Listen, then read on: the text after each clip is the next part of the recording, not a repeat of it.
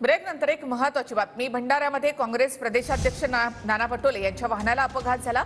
पटोलेंच्या अपघातावरून आता राजकीय वाद सुरू झालेला आहे। आमच्या वाहनाला एका ट्रकने मुद्दाम धक्का दिला असा आरोप नाना पटोले यांनी केला आहे। घातपात होता की काय याचा पोलीस तपास करतील असं नाना पटोले यांनी म्हटलं आहे। सोबत प्रदेशाध्यक्ष नाना पटोले आहेत। भाऊ, काय सांगणार? काल आपला गाडीचा अपघात झालेला आहे। काल भंडाऱ्याजवळ जी घटना झाली ती खरं तर जनतेचं प्रेम आणि आशीर्वाद तर आमच्याबरोबर आहे, पण आमची गाडीचं संपूर्ण नुकसान झालं। गाडी हळू होती, ट्रॅफिकही हळू होता, त्यामुळे मोठी घटना टळली।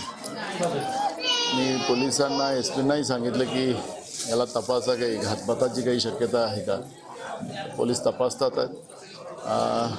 आणि आहे, लोकांचा आशीर्वाद आहे, मी सुखरूप आहे। घातपात आहे का असं काही वाटतंय का आपल्याला? मी पोलिसांना सांगितलं ते तपासा। साईद पठाण, TV9 मराठी।